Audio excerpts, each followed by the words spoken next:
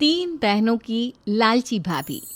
करिश्मा, रेशमा और मनीषा तीन बहनें हैं। उनका एक भाई भी है, मयंक। मयंक अपनी बहनों को बहुत प्यार करता है, लेकिन मयंक की पत्नी सविता इस मामले में मयंक से बिल्कुल ही अलग है। वो अपनी ननदों का जितना बुरा कर सकती है उतना बुरा करती ही रहती है और अपनी ननदों पर हुक्म भी चलाती है। करिश्मा, करिश्मा, तुमने अभी तक नाश्ता नहीं बनाया? तुम्हारे भैया को ऑफिस जाने में देर हो रही है। हाँ भाभी, बस अभी बनाती हूँ। करिश्मा, तुम ये ढीलापन छोड़ दो। कल को पराये घर जाना है। वहाँ अगर तुम इस तरह से काम करोगी तो लोग क्या कहेंगे कि माँ ने और भाभी ने कुछ सिखाया नहीं। और तुम्हारी दोनों बहनें कहाँ हैं? रेशमा मार्केट गई है और मनीषा सो रही है। क्या? सुबह के 8 बज रहे हैं और ये महारानी अभी भी सो रही है? ये कहते हुए सविता अपनी सास दुर्गा देवी के पास जाती है। माँ जी, देख रही हो अपनी बेटियों के तौर तरीके? क्या हुआ बहू, सुबह सुबह क्या कर दिया मेरी बेटियों ने? अरे, एक तो अभी अभी उठकर किचन में गई है, दूसरी सुबह सुबह बाहर चली गई और तीसरी अभी तक सो रही है। क्या करूं मैं इन तीनों का? मैं तो परेशान हो गई हूँ। जा जाकर उठा उसे और रेशमा से मैं बात करती हूँ। सविता सीधा मनीषा के कमरे में जाती है और उससे कहती है, महारानी जल्दी उठो, सूरज सर पर आ गया है। भाभी, थोड़ी देर और सोने दो ना, मैं रात को लेट सोई थी। वो क्या ना, यूनिट टेस्ट चल रहे हैं। शराफत से उठती है या नहीं, या फिर पानी की भरी बाल्टी डालूं तेरे ऊपर?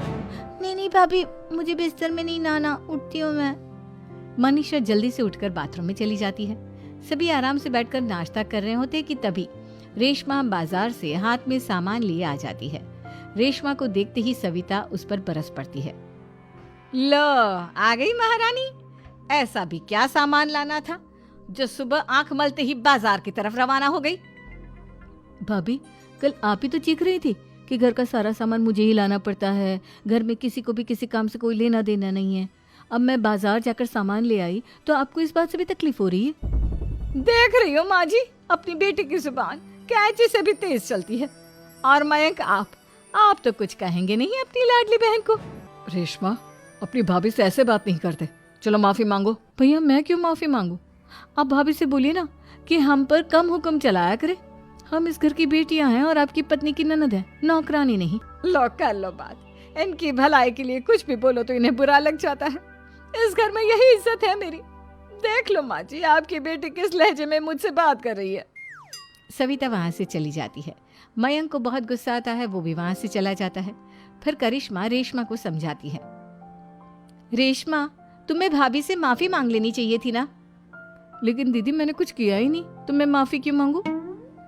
हाँ करिश्मा दीदी, रेशमा दीदी जैसे ही घर में आई, भाभी ही उन पर चिल्ला रही थी। हाँ, मैं मानती हूँ कि गलती भाभी की थी। मैं तो इसलिए बोल रही हूँ कि भाभी ने माँ को तो पूरी तरह अपने वश में कर लिया है। वो हमारी बात सुनती ही नहीं। मयंक भैया हमारे लिए हमेशा खड़े रहते हैं, इसलिए उनकी बात का मान तो तुम्हें रखना चाहिए था ना। कोई फायदा नहीं दीदी, कुछ दिनों की बात और है, भाभी उन्हें भी हमारे खिलाफ भड़का देंगी।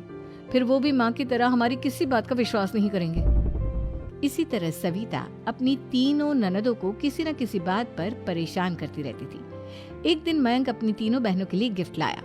क्या रेशमा, ये तुम्हारे लिए हार का सेट। रेशमा, तुम्हारे लिए सुंदर सी ड्रेस।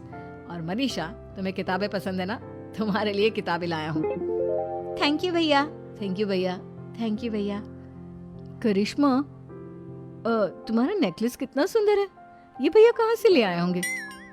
मैंने भैया को 3 दिन पहले फोन पर ये डिजाइन दिखाया था और आज भैया ये ले आए। सविता तो अपनी ननदों के गिफ्ट्स देखकर जल गई और करिश्मा का नेकलेस तो उसे भी बहुत पसंद आया था। अपनी बहनों के लिए कितना अच्छा नेकलेस लेकर आए हैं, मुझे कभी कोई गिफ्ट नहीं दिया। मैं आज ही ये हार चुरा लूंगी। रात में सविता करिश्मा का हार चुरा लेती है और इसी तरह उसे अपनी ननदों की जो भी चीज अच्छी लगती वो उसे मांगती नहीं, बल्कि रात के अंधेरे में चुरा लेती। इसी तरह दिन बीतते गए और सविता ने मयंक के दिल में भी उसकी बहनों के लिए नफरत पैदा कर दी। एक दिन मयंक ने करिश्मा और रेशमा के लिए रिश्ता देखा और ये बात उसने घर में सबको बताई। माँ, करिश्मा और रेशमा के लिए बहुत अच्छा रिश्ता आया है, वो लोग कल इन्हें देखने आ रहे हैं। आप और सविता मिलकर सारी तैयारी कर लेना। ये सुनकर करिश्मा और रेशमा खुश हो जाती हैं।